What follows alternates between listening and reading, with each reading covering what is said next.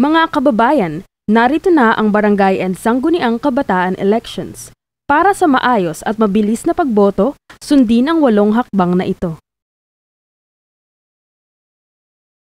Una, lumapit sa Electoral Board o EB at sabihin ang inyong pangalan, precinct at sequence number ayon sa listahan ng botante na nakapaskil sa presinto.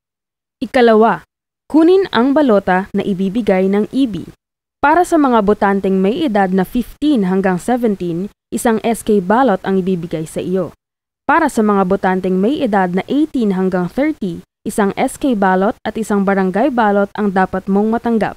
At para naman sa mga botanteng may edad na 31 at pataas, isang barangay ballot naman ang ibibigay sa iyo. Ikatlo, pumirma sa Election Day Computerized Voters List o EDCVL.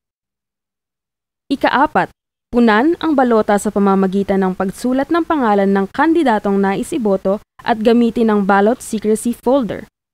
Ikalima, tupiin ang balota sa pamamaraan kung paano ito tinanggap at ibalik ito sa Electoral Board or EB.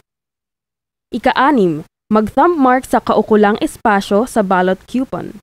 Ika-7, magpalagay ng indelible ink sa kuko ng kanang hintuturo.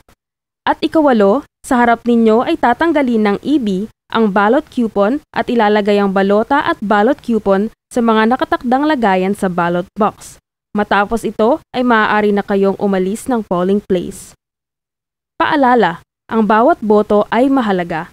Iwasang marumihan, mabasa o mapunit ang inyong balota. Ang boto mo ang iyong tinig para sa nais mong pagbabago. Bumoto ng wasto at matalino. Sa BSKE 2023, Barangay at Kabataan, kabilang ka dito. Para sa higit pang kaalaman at wastong impormasyon hinggil sa halalan, bisitahin kami sa aming mga opisyal na social media accounts.